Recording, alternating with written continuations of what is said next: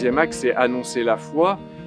Pourquoi est-ce que l'Église doit annoncer la foi? Parce que Jésus nous l'a demandé, tout simplement.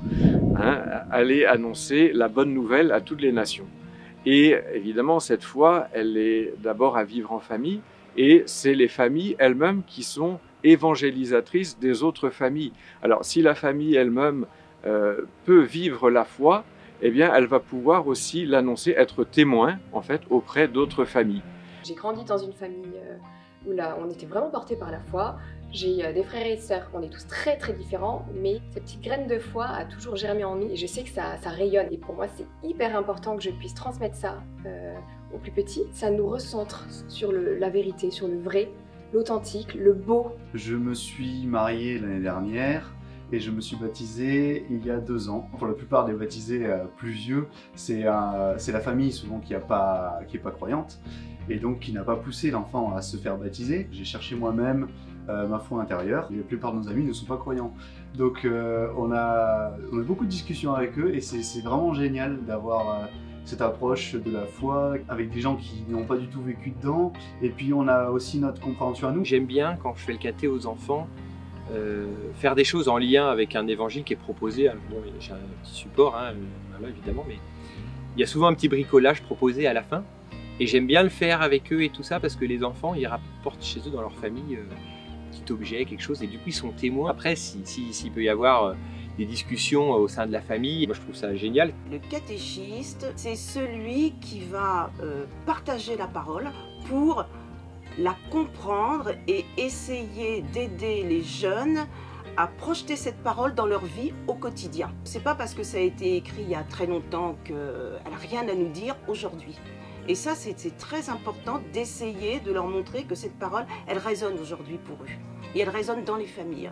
La meilleure façon de témoigner, je trouve, c'est de vivre sa foi quotidiennement, par nos gestes, par nos paroles. Vivre en adéquation avec sa foi, ses valeurs et sa foi, c'est ça. Je suis rentrée chez les SUF en 3e avec une amie et pour 1 an. Et ensuite, j'ai rejoint les scouts SUF à Brest pour être chef thème.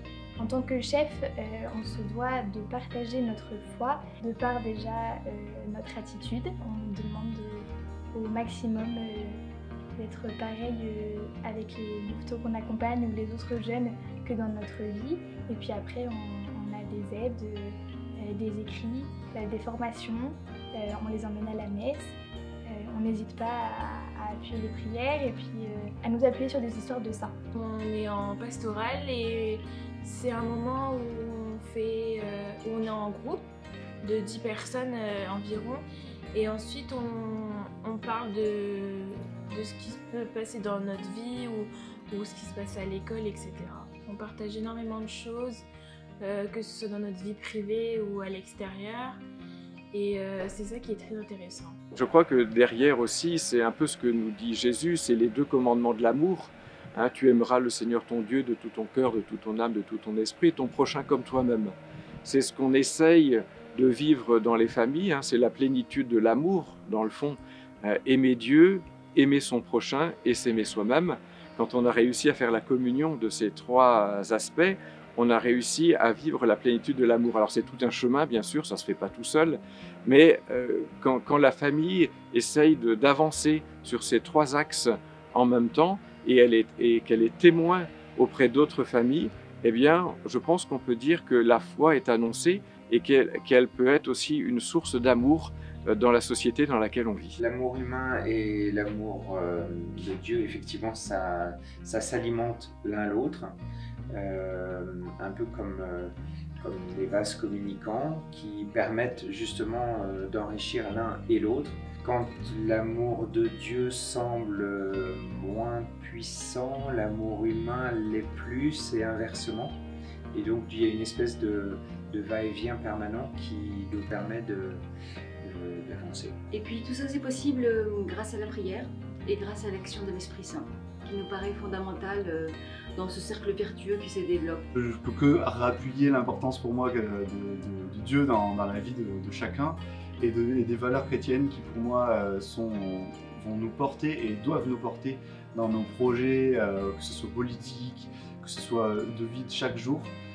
pour grandir ensemble et pour qu'on puisse aller vers un monde de paix, de fraternité et d'entraide.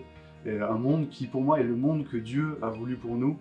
Jésus aussi est venu là pour l'annoncer et qu'il attend que ça, qu'on le vive, qu'on le vive au présent de chaque jour.